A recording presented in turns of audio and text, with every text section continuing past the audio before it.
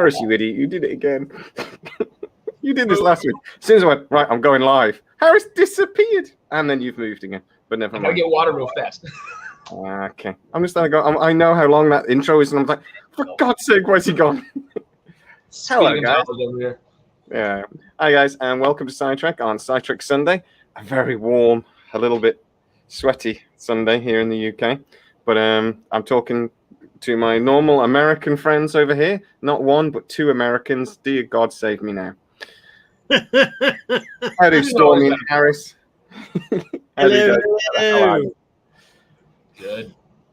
It's 33 degrees where I am here in the UK, and I know that's nothing to you two, but we don't have air conditioning. So it's wham. So there's a lot of ice in my drink this afternoon. Yeah, I don't know if it's Prime Day still, but you might need to Amazon one of those little portable ACs then. I'd only use it 2 days of the year. So But those 2 days would be great days. oh yeah, they would be good days. They would be good days. But yeah, it seems like an expense for 2 to 3 days of the year here in the UK. This is, but it might be an investment because this is getting more. Our record here in the UK, I was just telling Harris, is like 37.8, I think. We're on track to break it tomorrow. So yeah. The high today is 39 Celsius. I don't know how you do it, but you've got aircon though, right? Oh, everything's aircon, man. Yeah, we got none. So I basically was living in my car for 2 days last week. I was just like, I'm just going to go for a drive. And I thought, where to? I don't care. There's air conditioning in the car. So I'll be back in like 4 hours. Okay. Anyway. Yeah, a nice midday drive. So, guys, before we get onto the topic of Marvel fatigue, what have you guys been watching this week? You know, so we normally start our shows. Stormy, what have you thrown out?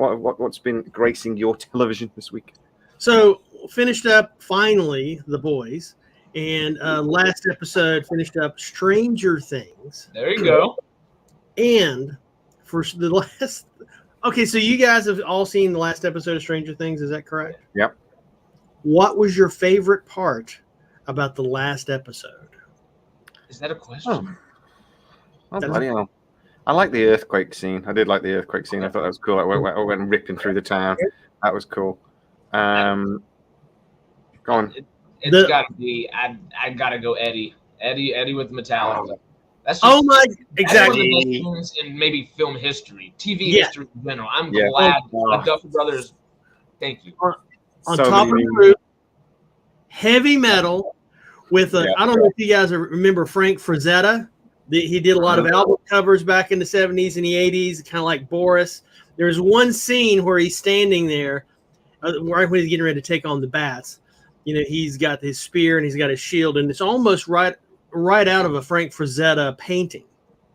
Yeah. But honest to God, the heavy metal guitar solo when all this shit's going down in the Satan apocalypse was weak. I think in cinema. I don't care how cool you think you are. And Harris, you look pretty cool. You look like a cool guy. You got cool hair and everything. I don't care how cool you think you are. You could have a threesome with Pamela Anderson in her prime and Elle Macpherson in her prime, and you're thinking there, I'm pretty damn cool. You ain't as cool as Munson on top of that. Speaking with the guitar. I don't care how cool you think you are. Metallica in Hell is peak metal. I mean, they said it in the it was just awesome. Have you seen all the Metallica all week? They've been wearing the t-shirts from the show, and they've been doing little things on Facebook all week. God, I know how much we wish we were Munsons. Between Metallica and Kate Bush, Stranger Things is doing them well. Oh, yes. I do love that Kate Bush song, I have to admit. It's so good. But no, it's very cool. I keep telling people, you know, if they're really into, running down a hill, wait till they hear This Woman's Work by Bush. You know, I mean that whole album was just awesome. And it was a great album. Almost 30 years ago, but it was awesome. Check it out. They've been trying to get an interview with her, and she's obviously just a complete hermit. So it was like, please talk to us. No. I haven't been famous in like the window. No, fuck off. half a century, 3/4, like 30 years. No. No. She's been a hermit for years. She just not like being famous. She's one of those women that it was about the music, not being famous, and she just don't like being famous. So I've got one nice check anyway. Should we get a nice check? Sorry. She got a very nice check. I think she got $250,000 in royalties the first weekend. Just people downloading her songs. I bet she's got air conditioning. Yeah, but if she didn't, she does now. Yeah. So there's one more thing on my list of things I watched this week, and I want to. We haven't discussed it. It didn't get a lot of discussion coming up, but I think it's worthy of a lot of discussion, and that is the new Resident Evil series. I haven't seen it yet. Okay, I will just point out it is excellent.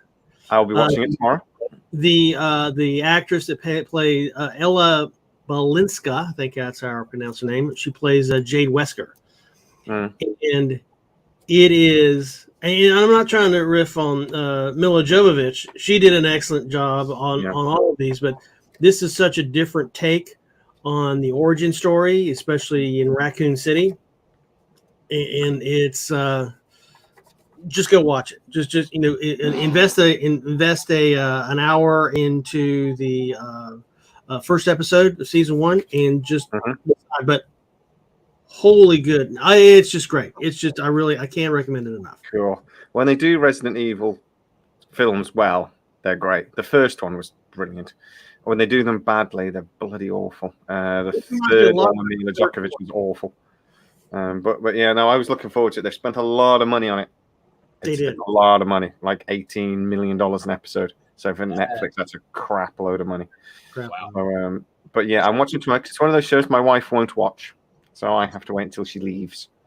Sometimes, hey, go do something nice. Why don't you go to the spa? So I can watch things like that. Oh, there's one other thing I watched this week. It has nothing to do with sci-fi, but Harris may dig it. Forever, I have been wanting to watch, and this is kind of Marvel-esque, All right. I've been wanting to watch Chaplin. Chaplin? Yeah. Like the movie? The movie Chaplin. Oh, yeah. With Robert Downey Jr.? Yes. Oh, or it came out in like 92 or 94, and I've never been able to see it. And it's like almost 30 years old, and I finally, forced myself to watch. I found it on HBO. Really? And so I watched it, and it was, Robert Downey Jr. has always been a great actor. He's a good actor. And the great. The whole scene where he's doing the thing where he's finding all the. It's like a toddler. But the whole scene where he's like, how did Chaplin become, and him getting the gear on, and it was like all magic, and then it cuts to him going, yeah, that's a load of crap. That's not what happened. It was actually loads and loads and loads of hard work. I like how they burst the Hollywood bubble there.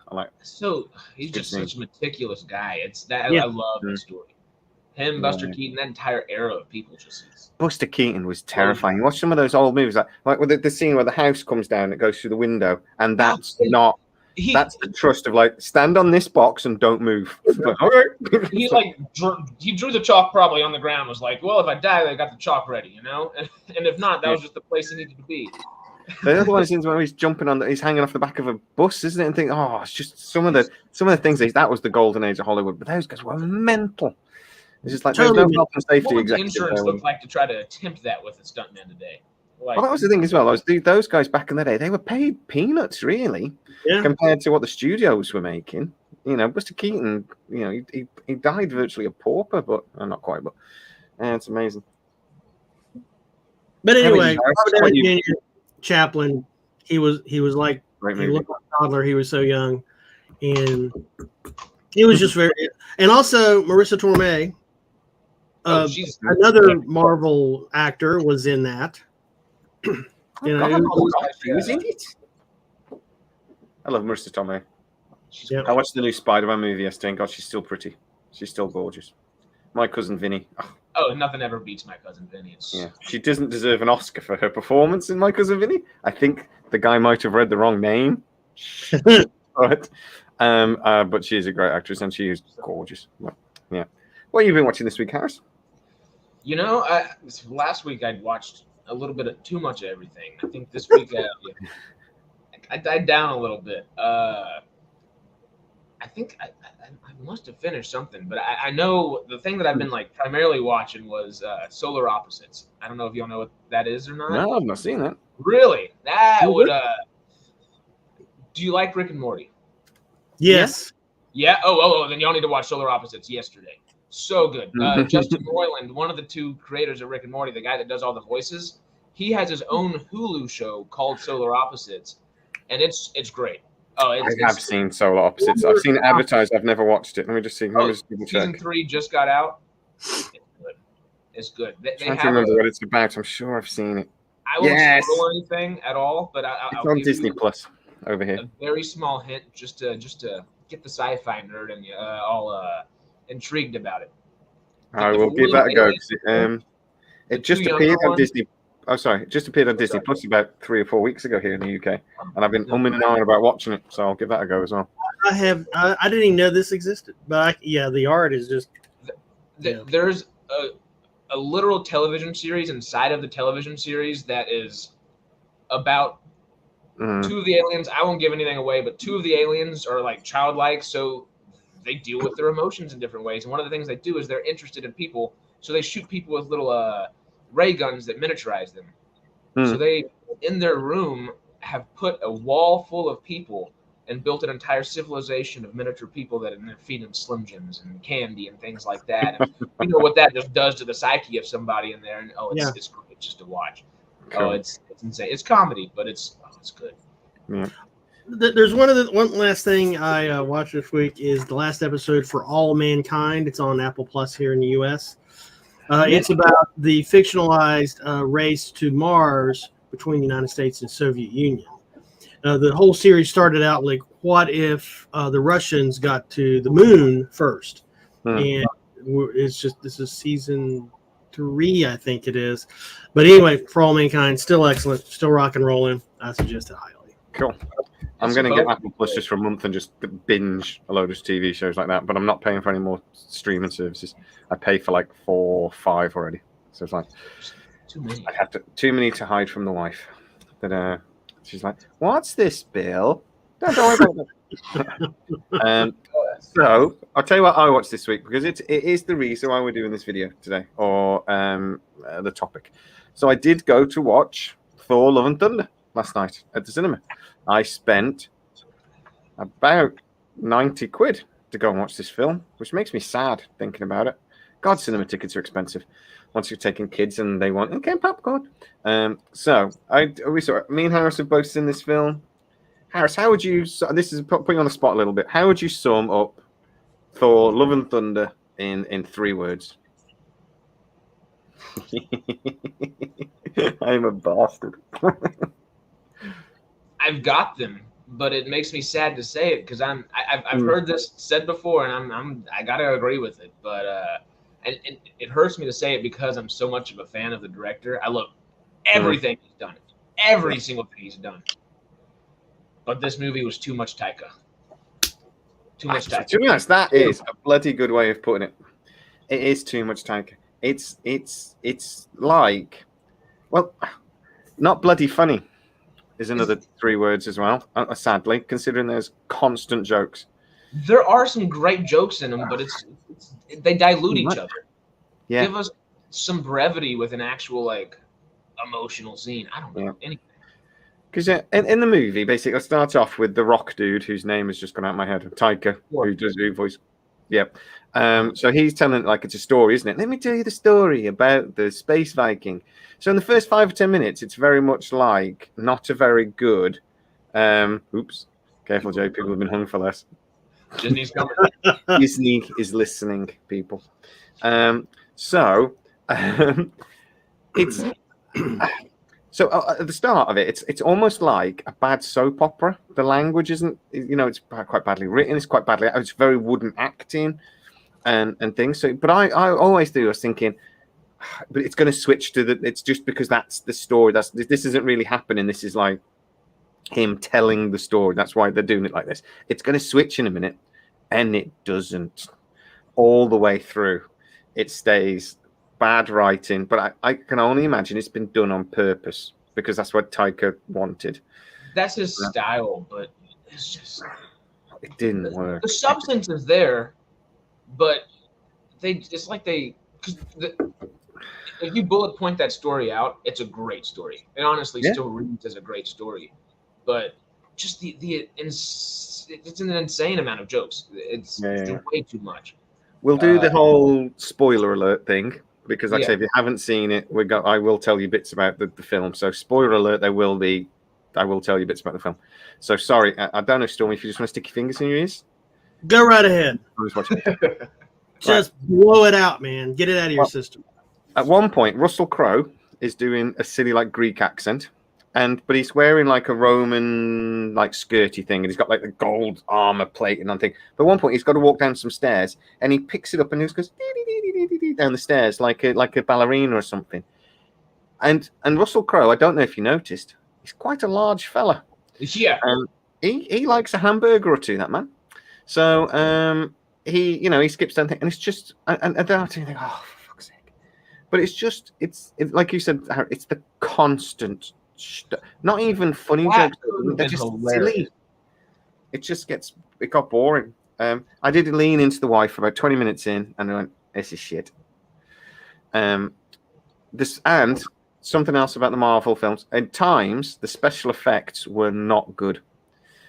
There was a few of the effects that I just wonder about you guys, what you think about recent Marvel movies and a couple of TV series. Is it quantity over quality all of a sudden? Oh, Harris, do you want to take this first before I rip into it? So what? You want to rip into this first before I really rip into it? Quantity over quality? Well, sure. It's both. It's still quality while having quantity, but it's just such a formulaic quality that we're so used to it that we're desperate to have something just stand out anywhere. And if it stands out by just being too funny, I guess Thor: Love and Thunder does stand out in that sense where it's comedy supreme in a way, just because there's so much of it. But it's once again quantity over quality again. Instead of being a good individual, unique kind of fun film, they decided to just double down and dumb it and its characters up. But that's just kind of what it feels like happening. Honestly, Thor in this movie, you'd be amazed if he could walk through a door without hitting himself in the face with it. He is so stupid. But then turns around and fights perfectly, always. Oh well, yeah, but with Jane almost. I mean, he's like an emotional child in times. He's just thick. From a being that is thousands and thousands and thousands of years old would never act like that. They might be a little asshole-ish. They might be aloof a lot, but I don't think they would legitimately be dumb. Well, we'll talk about the whole God thing in a minute because that's also just random. But go on, the story. It's just get your teeth stuck into it, sir. Well, following up on what Harris said, the whole God thing is like if you notice how Odin is portrayed, serious, fuck you, not gonna take any shit off anybody, and then Loki, fuck you, not gonna take shit off anybody, and then there's Thor, who is like he's like the Gomer Pyle, he's like the Gomer Pyle of the Asgard. Okay, does anybody remember Gomer Pyle? Did I just really date myself here? Gomer Pyle? No. Harris, you know who Gomer Pyle is, right? I couldn't tell you. Gomer Pyle, okay. USMC. Andy Griffith, maybe? No. I got Andy Griffith. Okay, Gomer. Okay, so there was Gomer Pyle was a character on the Andy Griffith show. Gomer Pyle had a spinoff that showed him going into the Marine Corps. Let me try to think of a different analogy than Gomer Pyle. Well, anyway, before Andy Griffith, Gomer Pyle. There's a whole hit sheet TV show with Jim Nabors called Gomer Pyle USMC. And anyway, he was kind of aloof and he was kind of stupid and kind of, but somehow he had the heart of the platoon and he really wasn't that stupid. He just had a really good North Carolina thick accent.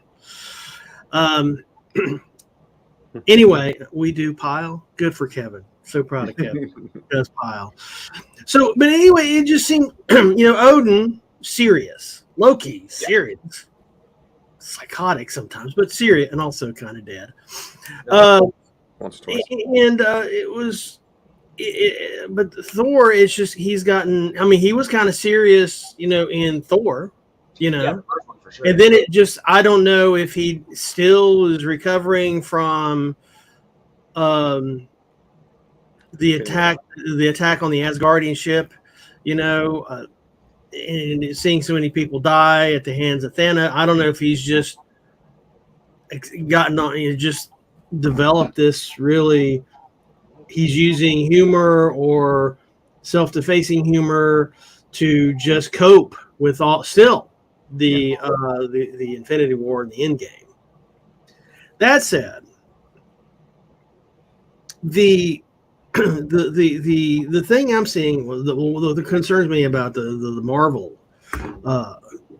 series of films and where it's going, is we always kind of knew that we were getting to Endgame during these first 20-some films. Where are we going now? I mean, Star Wars Episode 4, we knew there was going to be some shit going down in Episode 5. We kind of knew what was going to go on. But, we knew that Luke was going to have to face down Vader at some point in time. But now we had Love and Thunder and some others. Where are we going? I think we are in a rebuild phase, aren't we? Phase 4 is, the Infinity War saga ended. We had that massive battle at the end of that. It really built to a crescendo, and now we're in a rebuild phase. And Kevin Feige says Phase 5 is about to be released, and we'll get more of an idea of where we're going with that. We've been hinted loads, like Galactus, X-Men, all these sorts of things. But at the moment, we haven't. By this stage, in stage 1, we'd already started to have hints of where we were going. We thought the whole multiverse thing was where we were going, and I think that must be where we're going, because at the end of Loki. But it's nothing. We don't have a sort of a singular thing of where we're going at the moment. From Love and Thunder, the God Butcher was supposed to be, I thought, quite a major character moving forwards. That's when I heard God Butcher was in this, I was like, he's such a good character. And Christian Bale was brilliant. The one good thing about this movie is Christian Bale. He is fantastic as always. And he's the only one that actually seems to be taking the film seriously at all. But he is genuinely brilliant.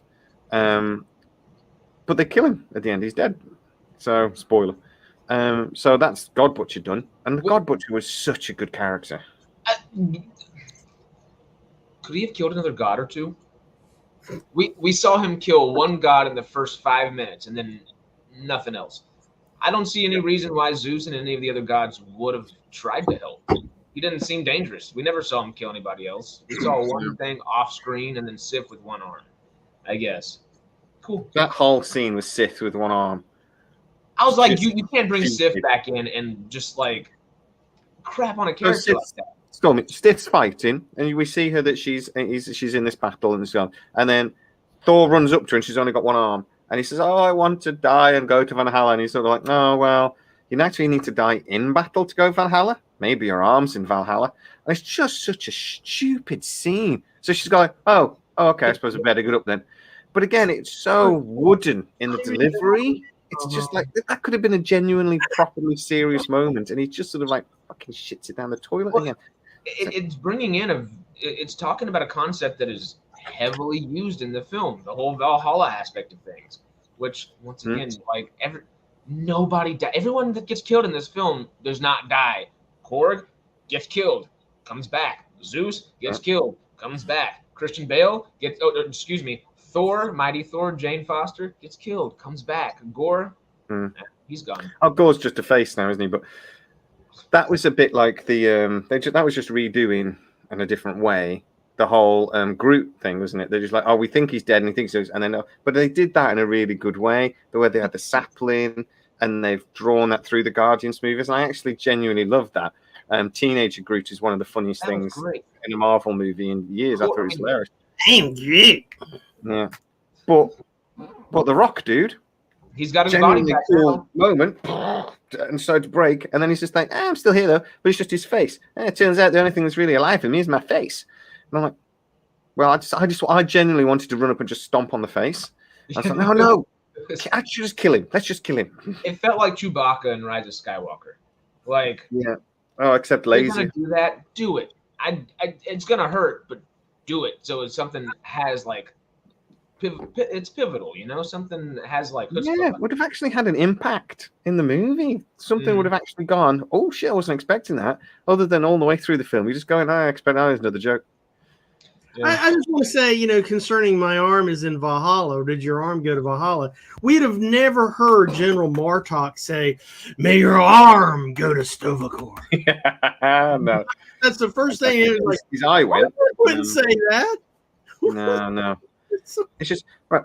And in the thing, just while we're getting on to why this movie pissed me off so much, the whole God thing, right? Now, Thor is supposedly a god, but it's all been set up that he's actually an alien, and they just portrayed themselves as gods. But in this film, they really doubled down on the whole gods thing. You know, the very first thing with the god, and he gets cut, and the gold, because their blood is all goldy. And then we see Thor, and he actually goes to sort of like the place where they all live, and there's a god for everything, and they're all there. But they're actually like, they're really gods. Do you know what I mean? It's like there's no metaphor behind or anything. These are all fucking gods. And Zeus is supposed to be the big man, and he is a big man. And there's some dressing, but it's just the whole way it was done was just stupid. It was just like Thor is a slightly silly character, but I thought they did a really good job in the first two movies of just drawing it back. I've always said Marvel is really good at just stepping up to the silly. You know, staying within extraordinary without going too far. This film just sort of like went, screw it, and just danced over the line into silly and just never looked back. And the whole thing, they did a really good job of grounding Thor. And this film just takes a massive dump on that and just makes it all go silly again. Which hurts because it can be funny, like Ragnarok. It can be humor-based and still be heartfelt. Everyone keeps saying, not everyone, but I keep seeing online that this film's got so much heart from all the people that really like it, and I feel like it has a lot of surface level heart, but you dig anywhere and it just falls apart. It's trying to tell you it has heart. Thor: Love and Thunder. They said it's like a rom-com. Yeah, and I'm just like, it's not a rom-com, but it's because it's not funny. I think the thing is, it is genuinely laugh out loud funny in places. Taika Waititi is a very funny guy, but because there's so much of it, you come away thinking with like a bit of taste. That wasn't funny. That was trying too hard. But how do you go from Ragnarok, which is genuinely one of my favorite Marvel movies, to Love and Thunder, which is a movie that annoyed me so much? I'm the message you guys go in with talking about this tomorrow because this was just awful. How do you do that? How did that happen? Well, my question is, he went from Ragnarok to Jojo Rabbit, which is, have you all seen Jojo Rabbit? That's phenomenal. It's such a great movie. It's while being humorous. It's wrong in lots and lots of ways, but yeah, brilliantly done. It was wrong in lots and lots and lots of ways. Yeah. Oh, yeah. Don't watch it drunk or high because you will lose your mind. Watching it still great. I'll take your word. I won't watch it drunk. But I'll go to a panic attack. After those two movies, I don't see, and I guess maybe he's hanging out with the What We Do in the Shadows crew a whole bunch again, which is great. I love What We Do in the Shadows. I can't wait for Tuesday. But they balance. I mean, they're a super comical show, and film, but they balance it with actual emotion and gravitas, and I don't know. This movie just lost it. It had inklings of it. Every time I guess Thor and Jane were starting to have a serious conversation, you're like, okay, here we go.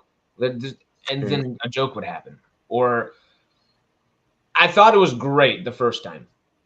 And after that, you know what I'm going to talk about, Jay, huh? Stormbreaker and Mjolnir. Oh, that was just creepy. Yeah. He has a love triangle. Thor has a love triangle with Stormbreaker and Mjolnir.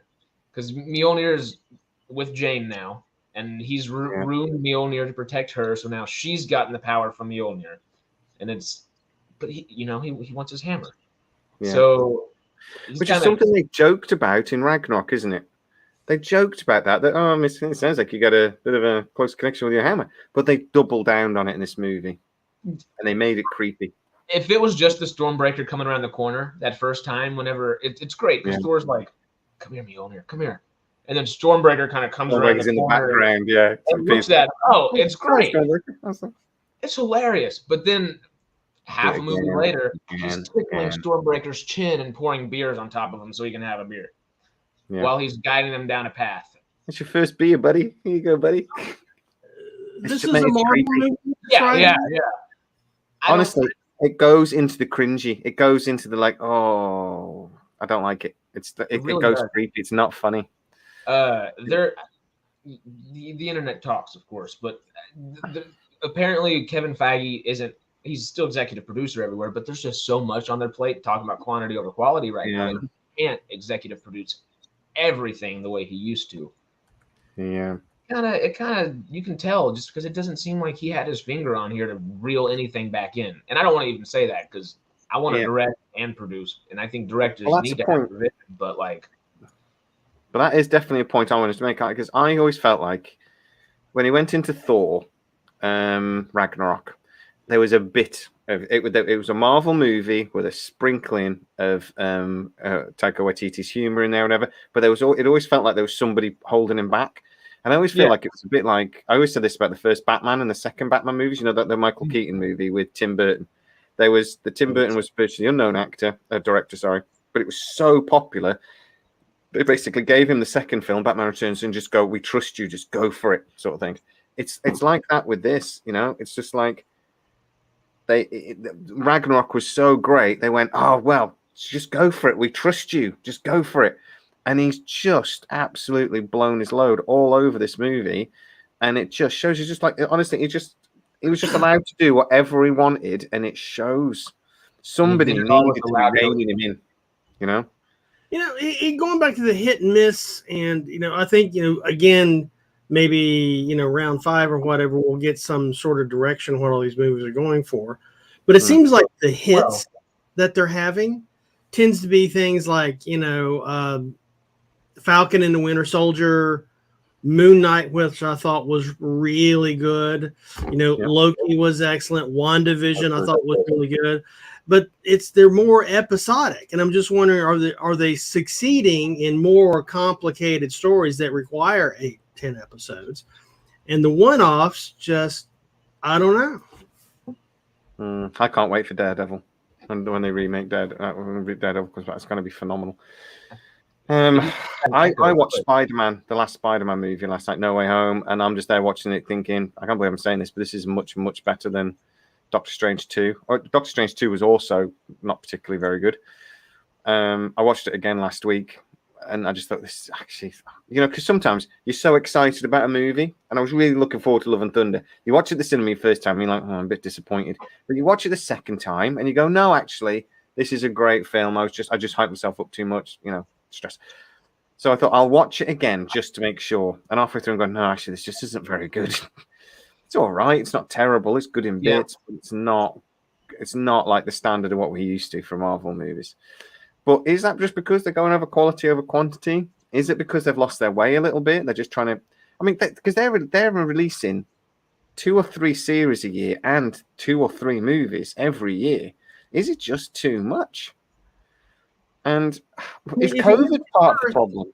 If it gets any worse, I'm gonna have to go back and watching, DC's Legends of Tomorrow or something. Well, they canceled that one, so. Damn it! Well, there's lots of older episodes I'm sure I could enjoy before my. There's a lot. There's a lot. Yeah, there's like 8 seasons. I had to stop that after a little bit.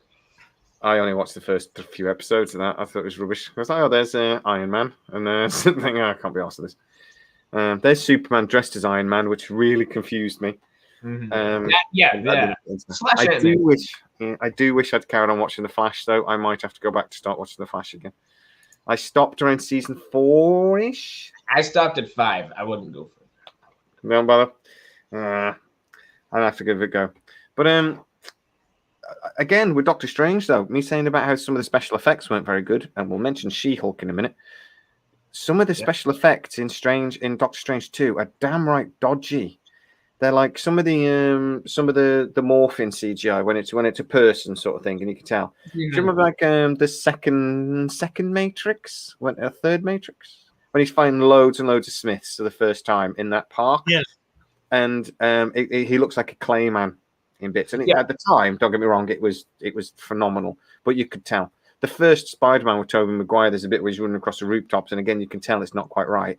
But they've moved on from that. It's been brilliant for years. And in Doctor Strange 2, 2 or 3 times, you're like, that's that. It looks like a plasticine, man. It doesn't look like, it's like the arms are too long or something. Something's not quite right.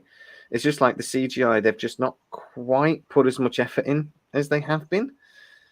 Whether the budget's cut because they're just, or just because they're rushing it, but if you look at She-Hulk, the CGI for She-Hulk, I'm hoping it's just an early render, and it'll be better when it hits our screens. But it's bad. It's really bad.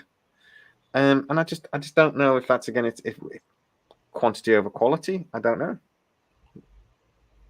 I mean, it's got to be partially with that, just because the vast majority of most of the film CG in all of these films or TV shows are great. We're not complaining about all of it, but there are certain scenes that are just it breaks the uncanny valley, and because the other scenes look so great, like in Doctor Strange, the morphing looks odd sometimes because Wanda crawling out of a gong looks great. That giant Leviathan like monster at the beginning fighting looks pretty great. It's interacting with its environment well. Everything looks good. But whenever the morphing, I feel like, starts, it's just you're watching a human do something, and that uncanny valley just comes back. Have y'all ever watched the Corridor Crew YouTube channel? I might have done.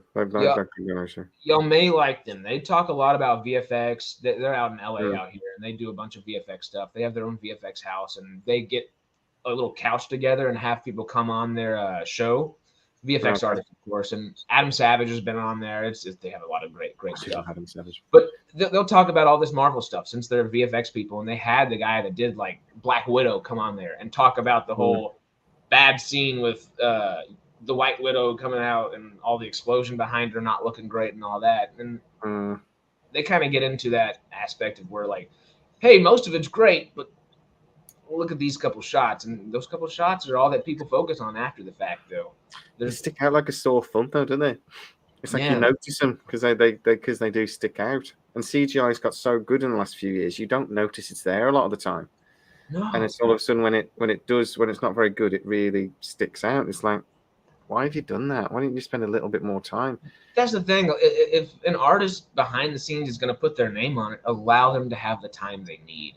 I mean, of course, there's a date that the filmmakers have to meet, but shit, we talked about them last week. Just be a little more meticulous. Go James Cameron on it. Look at the Avatar movies. Like, or simplify it so that you're not having to do that. Simplify the story so you're not doing it. We're supposed to be in a rebuild phase. We start to build up towards a new galactic villain or something. So simplify the stories a little bit. It's like the Shang-Chi was a lot of physical stunts and things instead. So they simplified it a little bit. They didn't need as much CGI, and even the bit where they had a dragon fighting a massive moth or something, it looked great. I love that movie because it went back to a story, as opposed to. From what I'm hearing from you guys, it was Thor: Love and Thunder was a bunch of sight gags. Yep. And it wasn't a story like it was just maybe that's the missing thing. Yeah. Like I said, there was a story there, but it just got drowned under stupid jokes. Drowned under Love and Thunder. Yeah. Yeah. And it ends with him now. He's got a little kid with him that's got laser beams coming out of her freaking eyes. And even that, you just think, I don't know where this is going. Well, she could be a cool character, but one thing that it shouldn't put a bad taste in my mouth. It's kind of funny coming from Taika, of course, but you know who that little actress was that played Love at the end, right? I know they're all the different actors' kids. Yeah, it's Kristen Stewart's kid, which is great. But in the interview, in interview, I guess Taika was saying, "Oh yeah, we used all of our kids just to save on cost budgets." Of course, they do that. That's a funny little thing, and it's cheaper to use your own kids. But if these people are going to be in further movies, don't recast. Hire an actor that's there to actually do something, whether they're younger. A lot of the children actors in this are terrible. Yeah. I mean, we're used to seeing children actors that aren't particularly good. Watch the first two Harry Potter movies, but they were pretty bad. The character that's Haldor? No, what's the yellow eyes? Idris Elba's character. Heimdall. Heimdall. He's his kid in this kind of actor shit. It's just like he's reading. That was the worst CGI right there. Yeah. And his head appears. His floating head appears. I honestly, like 2003 Microsoft Windows kind of stuff, right? Yeah. So he projects himself, Stormy, so that Thor can see him, and then he just thing with the eyes, and I'll be able to see you, and it's just crap. Honestly, Chris has a good point in the chat room. Right? Is why people keep saying this. They have said this since the start of the Thor: Love and Thunder is almost at $1 billion in 2 to 3 weeks. Obviously, the public don't have fatigue. Well, you know what other big budget action movie is in theaters now? Is what, sir? The Gray Man. Oh yeah. I mean, you know, there's not a lot in the theaters these days to choose from, and everyone's still. There's COVID still, and everyone's still wanting a reason to get out of the house, and I do think people like it. It's an afternoon distraction at the cinema. I love it. Yeah, but it is not. Marvel it's not, movies. I think the point we're bitching at. I think the thing that we're bitching about most is it doesn't rise to the level of other Marvel movies that did an amazing job of telling a story. Yeah, and I think the Rotten Tomatoes score for Love and Thunder is like the second or third worst of any Marvel movie so far. Yeah. It's really bad. Yeah, but all Marvel movies basically since COVID have an amazing first week, and then they drop by 70 or 80% in their second week. And that's been a trend since Marvel, since COVID. But it's also, I would argue, it's a trend since Disney Plus was created, and that they put the cinema movie releases on. As soon as they're off the cinema, they're on Disney Plus within like a couple of weeks. Doctor Strange is already on Disney Plus. It's insane. I mean, with my schedule, I almost don't care anymore. I just wait for it to come on Disney Plus, and then I get off work and we go watch it, Yeah. I mean, well, I'm going to do a store for this one. Yeah. I mean, but if you love the Marvel movies, you're going to go to the cinema in the first week. And I also think before all the spoilers come out.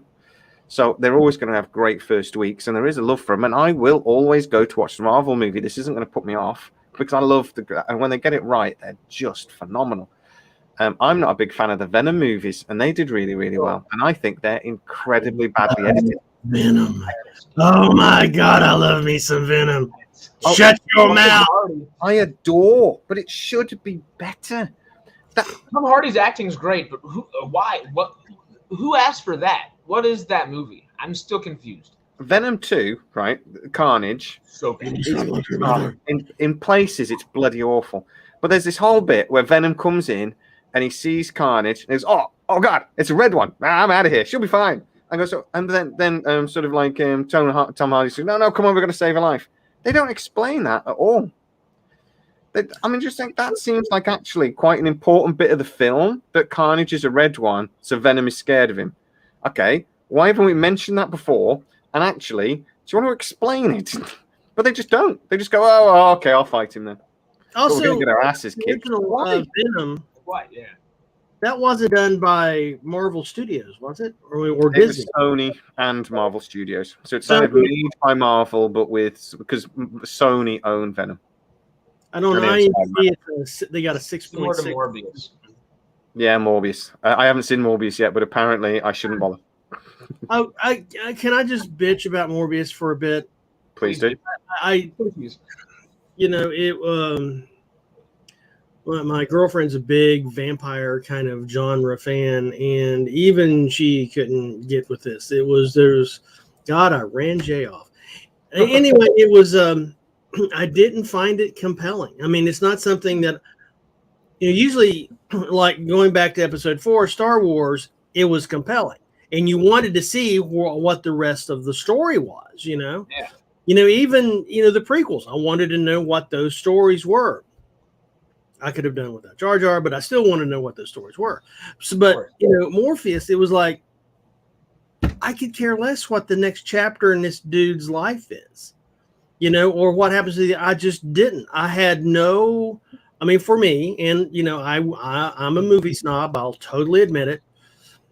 For me, it wasn't compelling enough for me to have any type of emotional bond with the main characters or any of the sub characters. Or it was something to watch, and I mean, compared to going back again to the Marvel TV series on Disney Plus, Falcon and Winter Soldier. God, what a great buddy cop series, Mm-hmm. I mean, Starsky and such.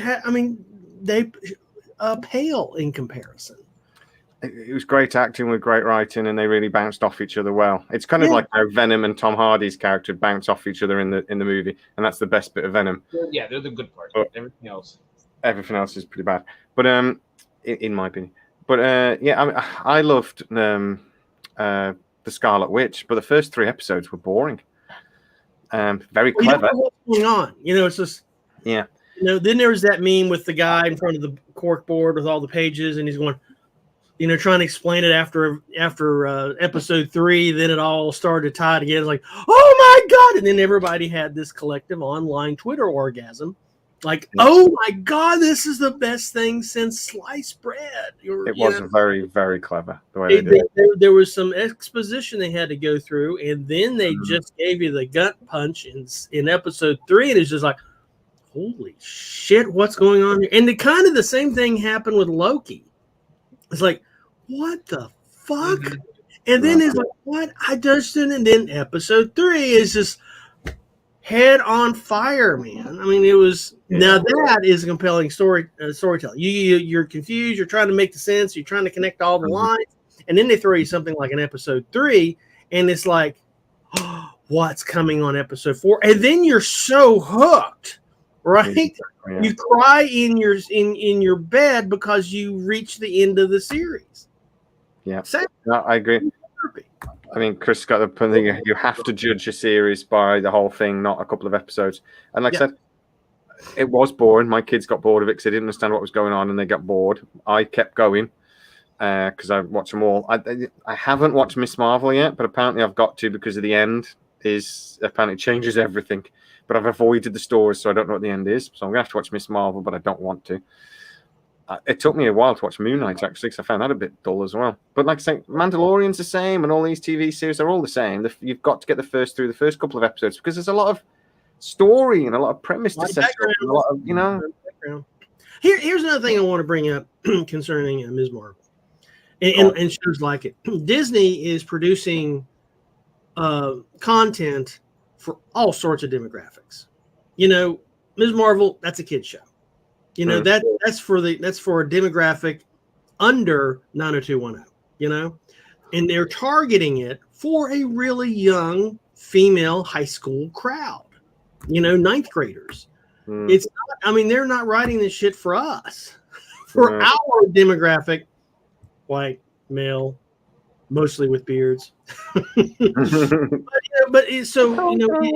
It may not need to be appreciated by all of us because it's not targeted for us. That said, I think Love and Thunder from listening to you guys is definitely aimed at Marvel fans. Yeah, it missed completely. They didn't just miss the target. I think they did a full 180 and just shot in a completely opposite direction and shot the director in the face. My worry is, will Disney let him do whatever he wants to Star Wars when he does his Star Wars movie? Will they give him free reign? Ooh. Because that film will stick out if they do. It will be so different. This film is completely different to anything Marvel have ever done. Ragnarok was different, but it was still a Marvel movie. But it had a bit more to it. This Love and Thunder is completely different. What the hell will he do with Star Wars if he's given free reign? I don't think he's gonna. Okay. I'm gonna have to nuance myself to oblivion right here. I want to get hired by Disney one day. Come on, I'm an actor for hire. Come on, but don't listen to this next sentence or two. Kathleen Kennedy, she is maybe not exactly what Lucasfilm needs 100% of the time, but she is one of the things people complain about her with. I think might actually help with Taika's Star Wars film, because after Thor: Love and Thunder, I am worried about Taika's Star Wars film, and that's, like I said, coming from Taika's, like, I'm not his number one fan, but I'm up there. People get mad at Kathleen Kennedy because she kind of reins all these directors and people back in that are working on their Star Wars projects and kind of makes them nonsensical in a way. Not always. Rogue One was fantastic when she kind of reined that back in a little bit. Solo kind of got skewed a little bit with everything. I still enjoy it generally. I got confused, I thought. They should have scrapped the name Solo and just called it Chewie, and then it'd have been fine. Who doesn't want a Chewie origin story? That would be great. Fucking yeah. I mean, that would have been great. Awesome. If they named Chewie and ignored Solo. So hopefully Kathleen Kennedy can kind of ground Taika a little bit. Because, I mean, he did do the season 1 finale of Mandalorian. Yes, he directed that, and he is IG 88, I believe. No, that's 11. Yeah. No, 88. No, he's 88, I believe. I don't remember. One of the IGs. So yeah, hopefully KK can. That's what he's drawing in and focus his genius. Because if he's did what Kevin Feige didn't do for Thor: Love and Thunder. If he's let to go free reign, he's like a child in a candy shop, and he just will eat everything until he's sick. And we need somebody to rein him in. We need someone to give him a slap on the wrist and just say that's enough now. Because he can make. And they didn't have it for this movie. Perfect content whenever it's reined in. I think one of the big problems with Solo for me is that it was just bad casting as well. That's my 2 cents on Solo. I actually don't think it's a bad movie. I don't think it's badly written. I think it's you know, if you close your eyes and listen to it, it's not a bad film. But I think they just got the casting all wrong. And it's and that was one of the reasons why we love Solo so much, was because they got the casting right. You know, it was that's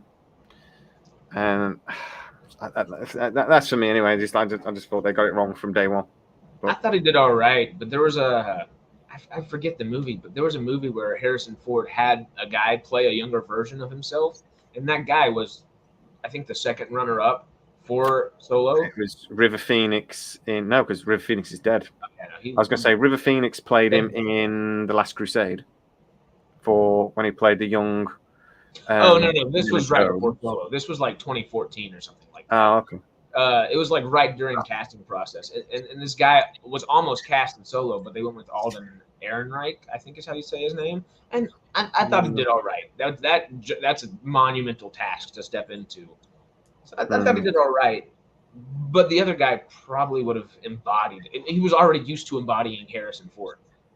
Yeah, and Harrison Ford is Han Solo. So yeah, exactly. It's very hard to follow up, which is why I don't think they shouldn't have bothered. They shouldn't have tried. It was a bad idea from beginning to end. Star Wars Origins was a bad idea. If they were going to take it the more Crimson Dawn route and go the Maul stories from the get-go, if Maul would have made it in the third act, and he didn't even need to be there to fight or anything like that, because who would he fight with the lightsaber? No one at that point.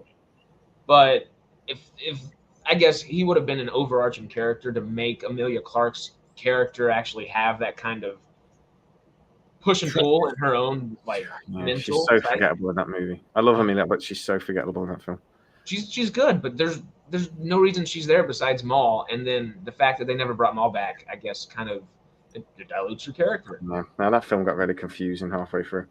Chris has asked, does Star Wars need to be single story, or can it stay in a trilogy format? Because I think it's been mixing it up for ages, hasn't it? Since Star Wars came back, they've been doing individual stories. But will there be another trilogy? I don't even know what time frame we're in with Star Wars at the moment. When is Solo set? Is Obi-Wan set at the same time as Mandalorian? No, Mandalorian's 5 years after Return of the Jedi. Obi-Wan is 10 years after Revenge of the Sith and 10 years before A New Hope. I'm so confused. More like, I've never been as big a Star Wars fan as I've always been a Trekkie and a Gator. I'm not. I know my Star Trek and my Star Wars. I don't really know my Star Wars, but the time frame. I wish they would just get it straight because I'm so confused on what I'm watching. I do enjoy the TV. I actually enjoy the TV series of Star Wars more than I enjoy the films. Have you ever dove into the animated aspects of Star Wars? Yeah, I really love Bad Batch. Okay. Did you watch Clone Wars or Rebels? Yes, I watched most of it. It's still on my list. Rebels is, I think, season 1 is a little iffy just because it's TV Y7. It's for children. But by season 2, all the story that they've put in, and then they include some Clone Wars characters. Seasons 2 through 4 of Rebels might be my favorite Star Wars content there is, and I'm a Star Wars just fanatic all day. Yeah, I'm working my way through Clone Wars and Rebel. It's just a lot to get through, and I get sidetracked. And like I said, I hadn't even finished League of Legends yet. But before we check out, and there's one of the things. This is kind of tangential to this. I mean, it's a Pixar issue, and a lot of times on this channel we talk about woke shit. Yeah. You know, there's this big. We don't want to. We keep being made to. We're forced to. And this time, Disney is doing it to us through Pixar and Lightyear. Mm-hmm. You know, I have not seen Lightyear. I want to, but I'll probably see it streaming as opposed to the theater because COVID. In about a week. It's not done very well, so it'll be on Disney Plus next week. So, you know, the issue comes up with who is playing Lightyear. You know, who is and that is Chris. What is Evans. it? Chris Evans, yeah. Right. So he's Pine at my head then. I thought it was Captain Kirk played him for a second. It's not Chris Pine. It's not Chris Pine. Right. So, you know, Tim Allen, you know, did an admirable job in Toy Story 1, 2, 3, 4. Did a very good job, but Disney did not invite him back to do Lightyear, to voice Lightyear. And Lightyear is the real life personage, I guess, of what the toy became. Yeah. But everyone says, you know, it was because Tim Allen is a conservative, and wokeness killed Tim Allen's chance to play Lightyear. And that's just not true. So you guys, you know how much it costs to make a Pixar film, right? It's about $100 to $150 million to make it. 150. Then it's another 150 to market it. That's $300 million you have to get in box office before you make a dollar. Mm-hmm. Now, Toy Story did very, very well. $1 billion movies all the time, but it was an ensemble cast. And let's all face it, Tom Hanks is the lead character. Mm-hmm. Yeah. And if you look at Tim Allen's box office, last few films, Hell 1 just a few years ago made $4,000 worldwide box office. Tim Allen, since Galaxy Quest almost 20 years ago, has not been a box office draw. I mean, Santa Claus was about 20 years ago, and he hasn't really brought the box office in for anybody in almost 2 decades. Mm-hmm. You know, and so how in the world, as a business decision, how in the world are you going to fund or chance $300 million on an actor that really hasn't been able to carry a movie in 20 years. Because I should also remember as well that, and it's not that Disney hate Tim Allen, because they are doing a Santa Claus TV series this Never winter. saw the TV series. I don't think that has anything to do with it, honestly. Oh, let's look at Echo. Who played Echo? Right? From Marvel. From in the TV show in Hawkeye. No. Let's go back to Guardians of the Galaxy. Right. So, and I'm blanking on the guy's name. I can't remember who the character. We haven't seen Echo yet, have we? Echo is in Hawkeye for a little bit. Let's see. Hang on a second. Maybe Ego. Sorry. Yeah. Kurt Russell. Kurt Russell. Kurt Russell. So Kurt Russell, right, is just as conservative as Tim Allen. I mean, Kurt Russell and Goldie Hawn, they both campaigned for George W. Bush. They're both, conservative. Same kind of, but Kurt Russell can definitely carry a film. Yeah. Right. And not only did they make him a villain, I think he's in talks with Disney for another appearance of him as the villain in another branch of the Marvel universe. And that's a lot of trust. The number one Santa movie on Netflix, Kurt Russell. Santa Claus Chronicles. The second one wasn't very good, but the first one is going to be on. We will watch that every Christmas forever now. It's great. Yeah. And so here they got two conservative guys. Kurt Russell can bring in the box office he has been a Disney fixture for like ever, always bringing in the box. First movie I remember him was the Computer That Wore Tennis Shoes or something like that. And I mean, he's a box office draw. Tim Allen just isn't. He isn't anymore now. I do wonder though why they brought in Chris Evans, who hasn't exactly got a distinctive voice. He's not known for his voice acting.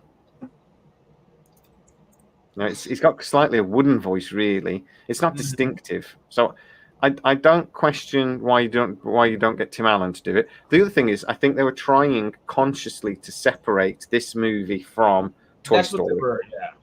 I think that was the main reason why they didn't go with Tim Allen, was because they wanted that separation. This is a different product. Yeah, this is a I don't think it was thing. Political, because they're using Tim Allen across Disney Plus right now. For other things, yeah. Yeah, I won't say anything about the movie. I did see it opening, I guess the day after opening day. I liked it. Didn't love it. I liked it. I thought it was a lot of people say the first act was amazing. Totally agree. Second and third act, it just delves down a little bit. But the film literally starts, because that's how it really differentiates itself. It starts with the words popping up on screen. In 1995, Andy from Toy Story went to go see a movie, and then he got his Buzz Lightyear toy after that, and yada yada. This was that movie. I've heard someone say this was the reboot of that movie, and that's what someone should have said at the beginning of that film. They should have said this was the reboot of the movie Andy went to go see, because this is just not something that would have been made in the 90s. It's nothing that would have been made in the 90s. It would be a great sci-fi film for right now, but it's not. I'll tell you what, in a way, I wish they'd done it in the style of the 90s in that case. Why don't they do it like that? And because that would have been, make it a bit retro. That would have been a laugh. It would have been quite fun. Could have done really well. Apparently, this was just a sci-fi script that Pixar had and didn't have, they couldn't come up with the right characters in their mind, I guess, to make it its own film. So they put it into, I guess, the Toy Story mythos. And it works to a degree, but it decanonizes my favorite Buzz Lightyear TV show from when I was a little kid. So, well, absolutely. But I love the Buzz Lightyear TV show from when we were kids. It absolutely has bombed. Anyway, it's been pretty much destroyed at the box office. So, not bombed. It's done okay, but not what they were expecting, not what they were hoping. It's good. It is a good sci-fi movie. Yeah, it's not going to get anywhere near the $1 billion mark, which seems to be the standard nowadays, just whether it's something successful or not. But it's a shame. But I don't think politics came into it with Tim Allen. I think his drink driving and things like that might have come into it a little bit. That could have been a little bit. but they've put him into a kids show for Christmas. So yeah, he's one of the biggest draws on TV in America still, in the world still. So he doesn't have a box office draw, but his TV draw is big. Yeah, so, I mean, like, he's great at television. He's great at that slapstick kind of episodic television. You know, he's really good at it. I'm not trying to down on him, but I think it wasn't woke anything, as we've always discussed. We look at these issues. It's not wokeness. Here we had, you know, Pixar. Okay, do we spend $300 million on somebody whose worldwide box office last year was $4,000? Yeah. No. Oh, exactly. Somebody wanted to keep their job at Disney, apparently, and said no to Alan and picked up Chris Evans, who's had billions and billions and billions of box office draws and successes. Even though he may not like the stories, I would agree. He raked it in. Mm-hmm. Yeah. And clearly he can carry a movie by himself. Yeah. I don't think he stands out in this. I don't think he's a voice actor. Some actors just are voice actors, you know. They can really. If you think like Tim Curry, you know, he's in some great movies. Don't get me wrong, and he's a great actor. But really, if you look at his IMDb, it's 99% cartoons and things because of his voice. You know, he had this distinctive, incredible voice that's just, you know, as great as anything. Clancy Brown's another one. Huh? Clancy Brown's another guy like that. Clancy Brown, yeah. Uh-huh. Yeah, some actors have just got the voice, and I don't think Chris Evans has.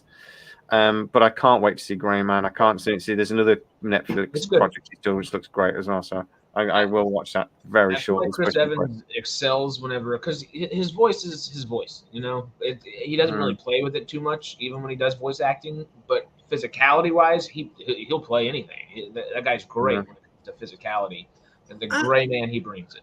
And does it fit Buzz Lightyear's character as like a jock sort of thing? And yes, it probably does. So does Disney really want to divide the audience, or is Disney realizes they've got 1,000 different audiences all around the world, kids shows, adult shows? So are they just making content for different segments of the demographic, men, women, children? You know, and even just because it's in the Marvel universe doesn't mean it's made for everybody.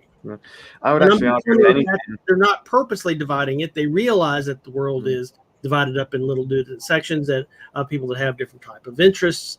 If anything, like I say, one of the biggest arguments against Disney is a lot of the time they do try to make products for everybody far too often, and that you know, they need to make you couldn't see something like The Boys on Disney, I don't think. But maybe I think with the streaming service now, they are realizing that they don't have to cookie cutter everything, you know, that they can actually make some stuff that's a bit more out of the box and people will like it, and that there maybe be a little bit of inching there.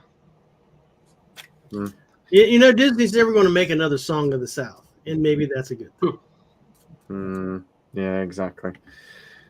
Okay, I think we've smacked on Marvel enough. What do you think the future of Marvel is? Because I mean, these things do go around in phases.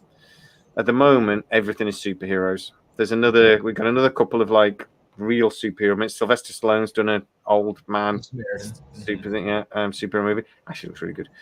There's somebody else has done one as well. There's a couple coming out that there seems to be a steady stream of these. If superheroes were real movies, The Boys is obviously, you know, a different take on that, but you know, very popular at the moment. But you know, will this? Is there a cycle to these things? Do you think Marvel fatigue is going to happen because people will just get bored of it eventually, and it will become second? I don't know. Harris, correct me if I'm wrong, but it seems like most of the blockbusters these days, and by these days I mean the last 2 decades, has really been comic book driven. You know, it seems like a lot of these stories, even Walking Dead is a comic book, started as a comic book. And it just seems like the ideas of Hollywood isn't really Hollywood. It's coming from the comic book stores, and the nerds in the comic book stores are 10 years ahead of everybody else. And I'm just wondering, I just want to get your take on that, Harris. No, I mean, that's what Hollywood has always been, whether it be books or comic books. Now we've really been into comic books, and it helps because you have, I guess, almost with comics, an endless supply of comics to just draw from and to emulate from, and to mess around with and make it make sense in the world that they're making and creating. But yeah,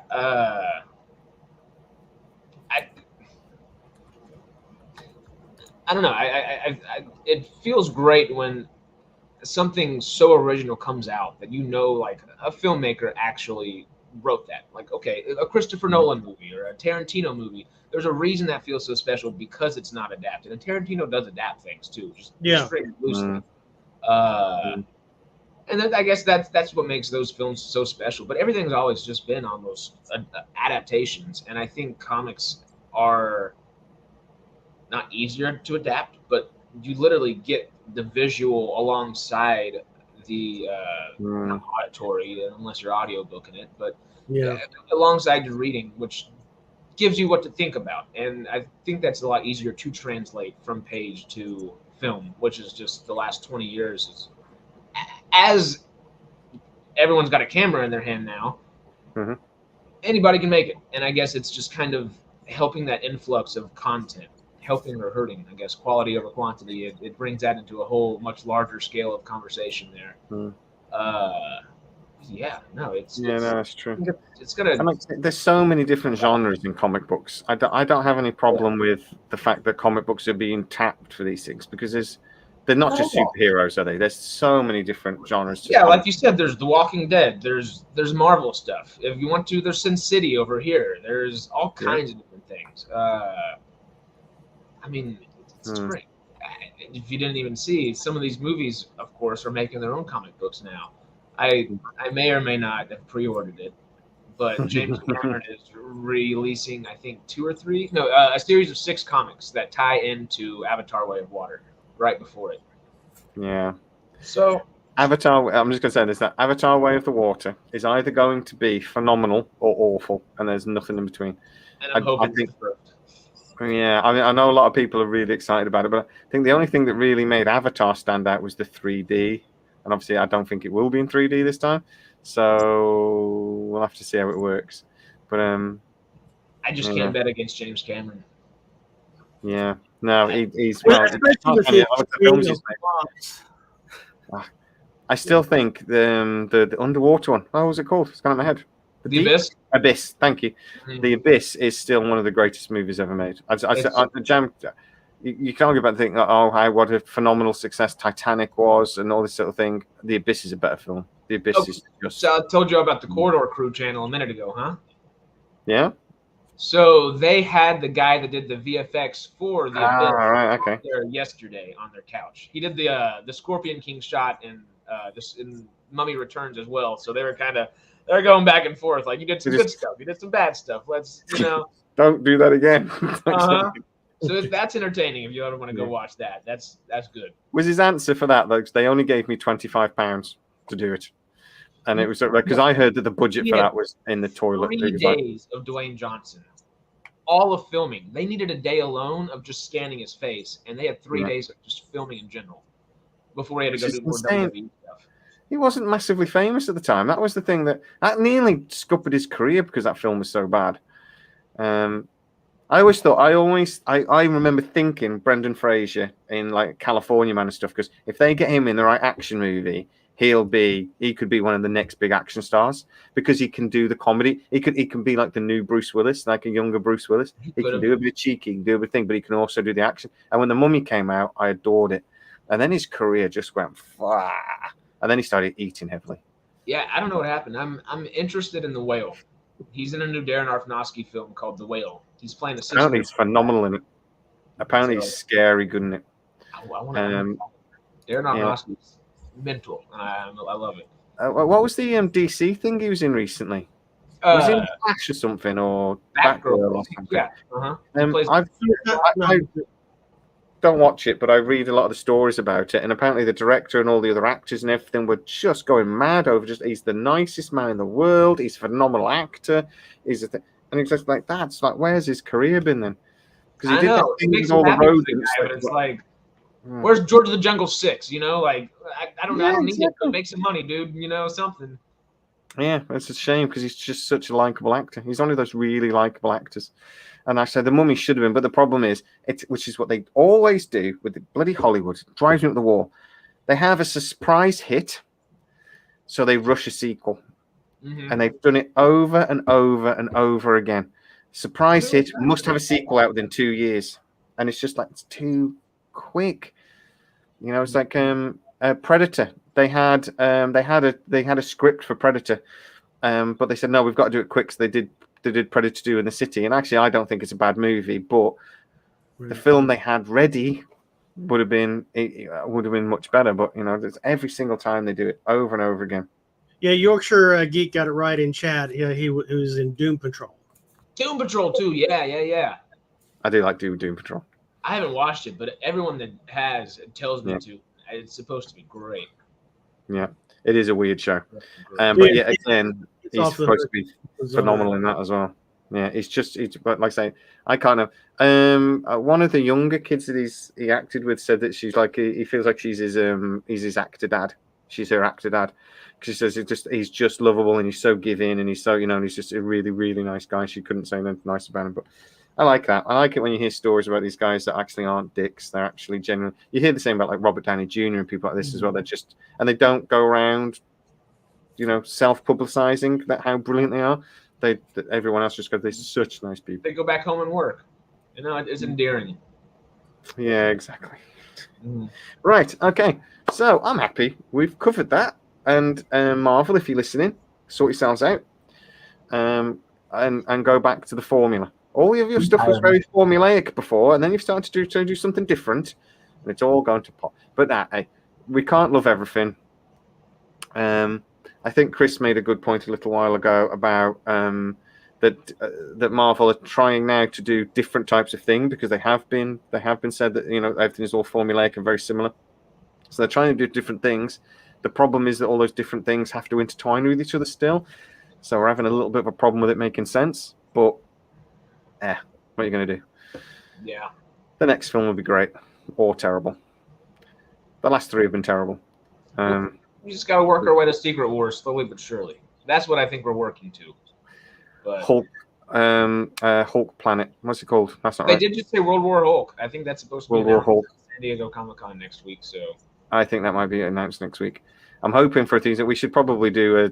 Actually, we might have to. We have got a sort of a plan for next week, and we might have to do a Comic-Con special because I think there'll be a lot announced next week. Mondays of Comic-Con.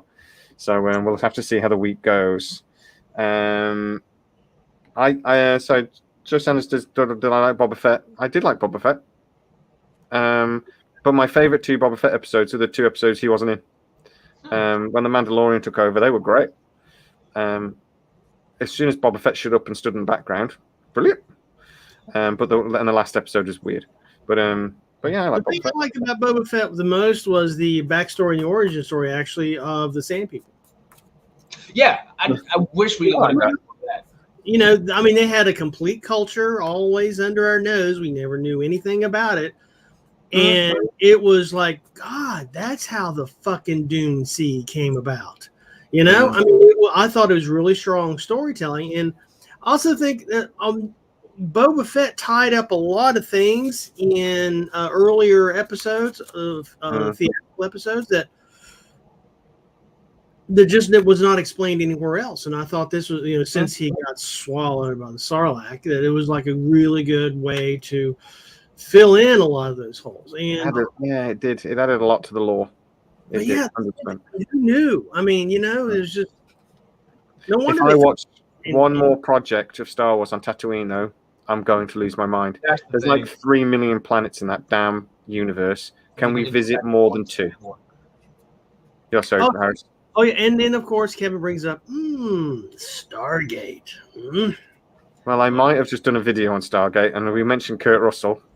There are heavy rumors that there will be a Stargate movie starring Kurt Russell. Now, these rumors were started by Giant Freaking Robot, and I didn't believe them, and I did a video going, bullshit. God, whoever does that chance, can you explain to us at least, please? Love but then I actually spoke to a couple of people that know about these things, and they've said it's possible, actually. This might be possible. But this was something that was actually talked about like 7 years ago, and went as far as being greenlit, that they were going to do a Kurt Russell, James Spader sequel to the original movie in 2015, but it got cancelled pretty quick. And then about 2 years after that, they considered it again. And Roland Emmerich came out about 9 months ago saying that they're having conversations again. But he feels that he doesn't want to do it because he feels like the TV audience is what's the priority, which is what I'm being told from Amazon. They don't want to piss too many people off by just doing a hard reboot. So I think they're gonna try to do some sort of mishmash where they can get Kurt Russell in a movie, but SG1, SGU, and SGA still happened. And we'll see if they do it right. It could be great. But I think they're just hoping that people won't care if the film's good. I don't know. I went to the IMAX premiere of Moonfall, where Roland Emmerich sat down and my favorite show and talked about after. It wasn't the best, but it was entertaining, especially with him in the theater. I guess in the IMAX it was all right. After the fact, I don't know if I'll watch it again. But after the question and answer after the fact, he said he doesn't want anything to do with Stargate at all. Yeah, that's one of the things he says, that he's contractually obliged. He might have to come back if they do a movie, but that's one of the things is they say that's only if they do a cinematic movie. If it just goes straight to Prime, he's not contractually obliged to do anything, so he doesn't have to come back. But he did not seem keen to come back. He didn't even want to seem to talk about Stargate. He was there to do a Moonfall interview, and they kept talking about Stargate. It seemed to piss him off a little bit. Yeah. So, did we want to piss on Moonfall while we're at it? Yeah, it's shit. Maybe a little bit. I kind of liked it. I like the concepts of it. Yeah, and the little disenfranchised scientist. I love Elon. Probably the best line in the film. That was great.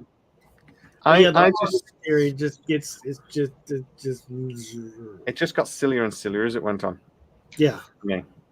It started off really well, and it started off quite interesting, but I knew where it was going.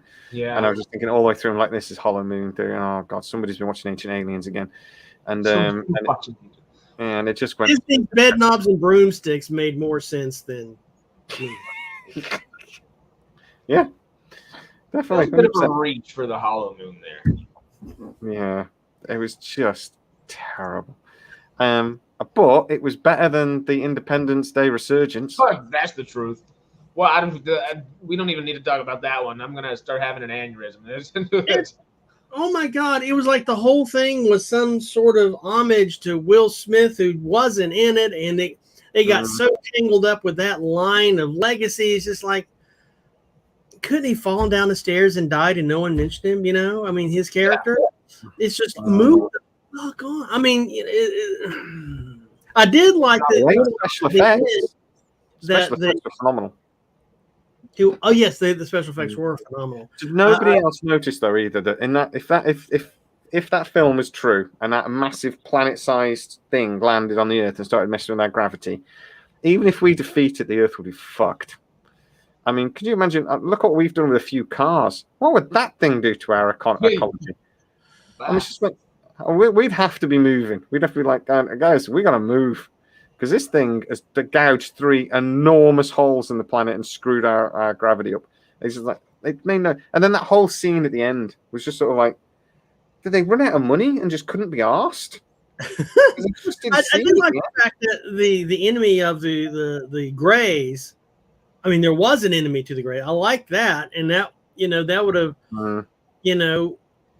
getting them into the game would have been cool, I'm guessing, like the enemy of the Greys was, hurling them pushing them forward out into the galaxy, and they just kind of ran over us, maybe, or I mean, there was lots of good meaty stuff they could have gone into and didn't.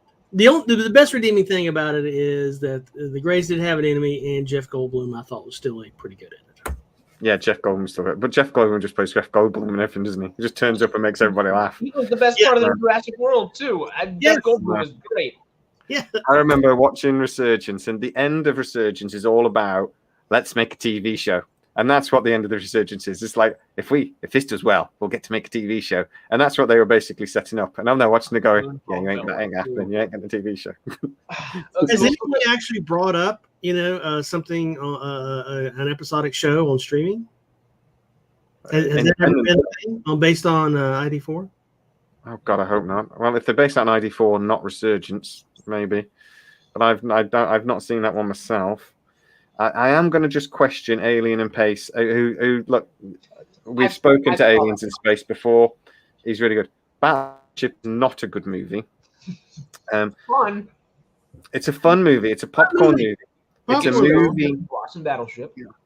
It is a film where they've gone, we want to make a film about the Battleship game. I go, okay, but the Battleship game doesn't really work and it's illogical because they're all things like, no, you will set the rules of this game and you will make a movie. And they're like, oh, shit, how are we going to do that? Yeah. And so they have big shields and everything and the weapons that look like the white. No, it's not a good one.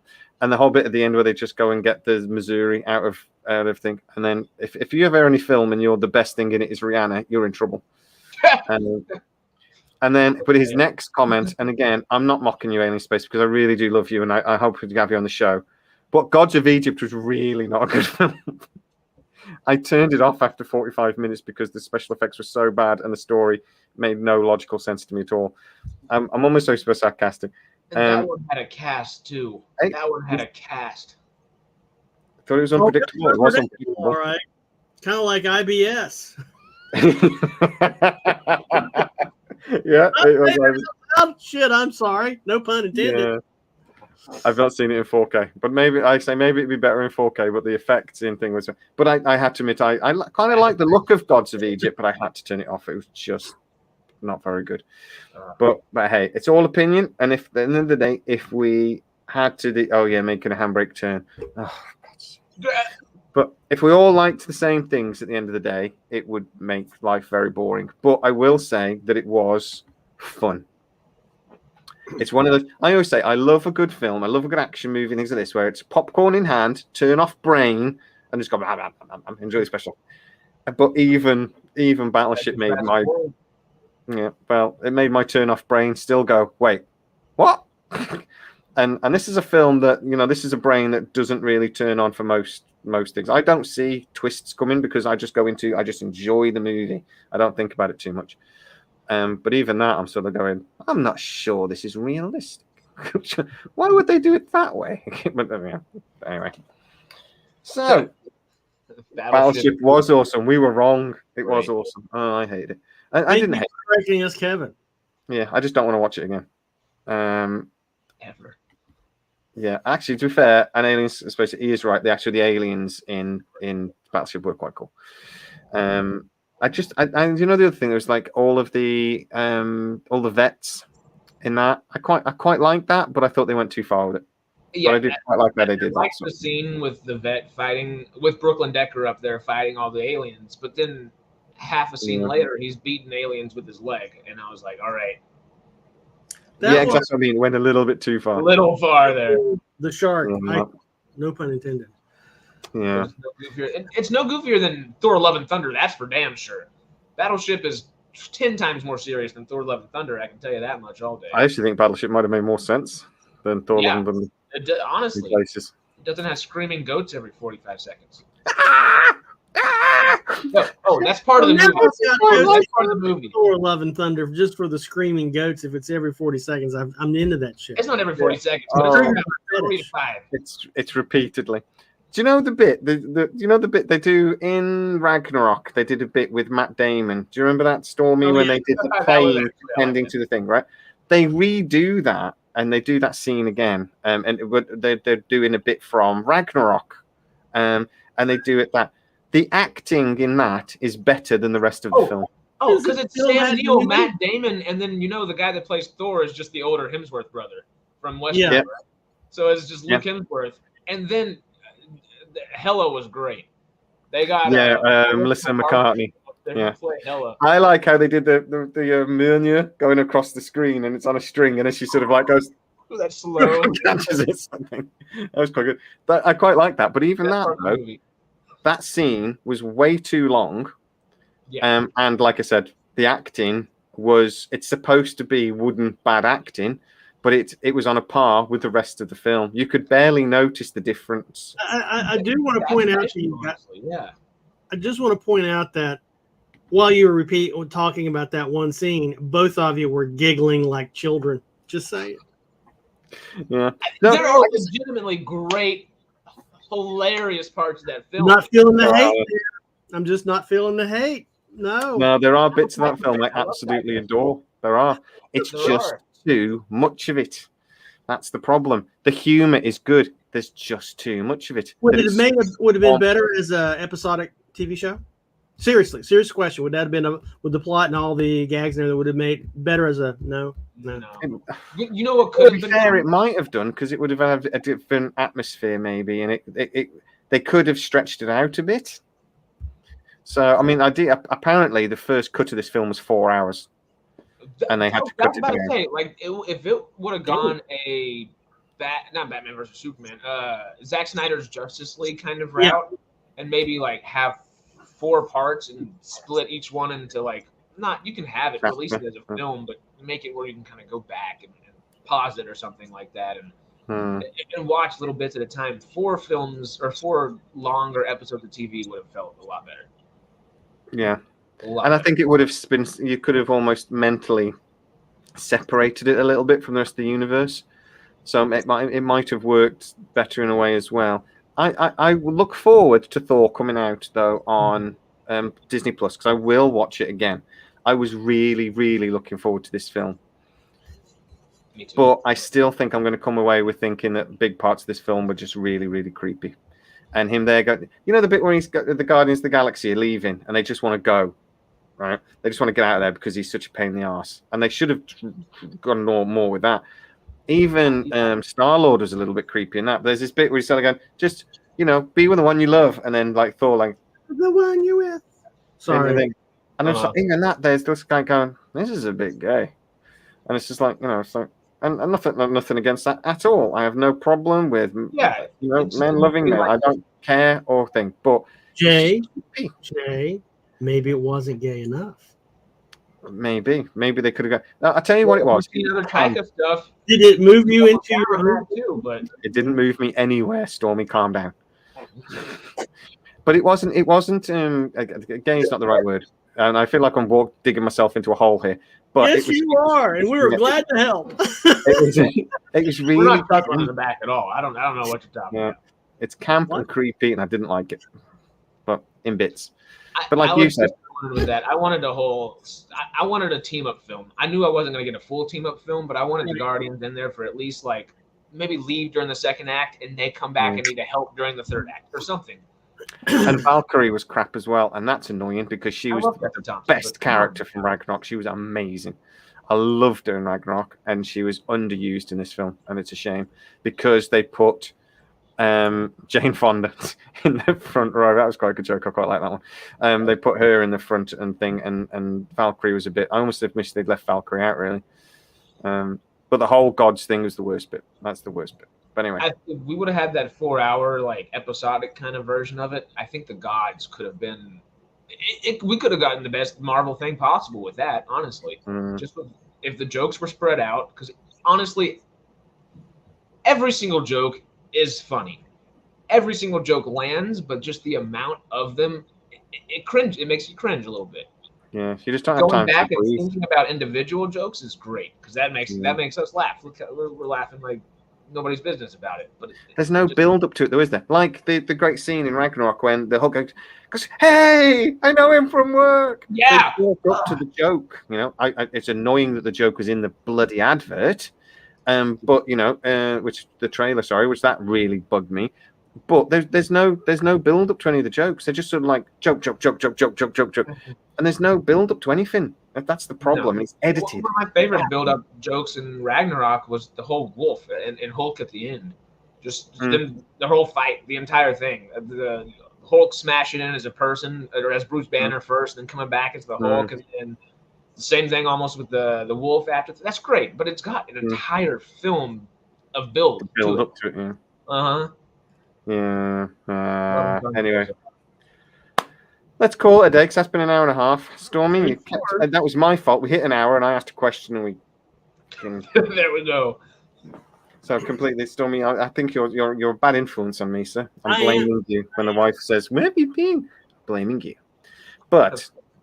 Hey, we're here for the audience. That's what we want. We're here for you guys to entertain you and to stuff. So, have the lovely rest of the day, my American friends. I'm going to go and sit in a cold bath because I'm sweaty in places I don't want to be sweaty, and I've not got air conditioning. So I might just go sit. But Harrison Stormy, thank you very much and please go over and subscribe to Stormy's channel. Harris, I might not have yours in the description. Sorry. But I will sort it out for you. And Cube. Movies, money, marijuana. Yeah, but I will get you on the description very shortly. But please, guys, go over, subscribe to both of these American idiots. Want to be an American idiot. Well, he's no longer American, apparently. Sorry? Yeah, I think he renounced his citizenship and he's now Canadian or something. Why? Lead singer from Green Day. Okay. I think that was him. Something like that. There's an old joke back in the day. Was there any Americans that go traveling around the world just pretend you're a Canadian? Yes. For your state. Yeah. See, I luck out because I'm Texan, so I just say I'm from Texas. They're like, "Oh, that's a different place." It helps. Yeah. That's a different place. It's like America and then Texas, and then there's New York and LA. That's all they get. Do you get patted down a lot in airports as soon as they go Texas? I wonder who's getting the pat down in this flight. Surprisingly not. When I leave Texas, yes. Usually I'm not in Texas.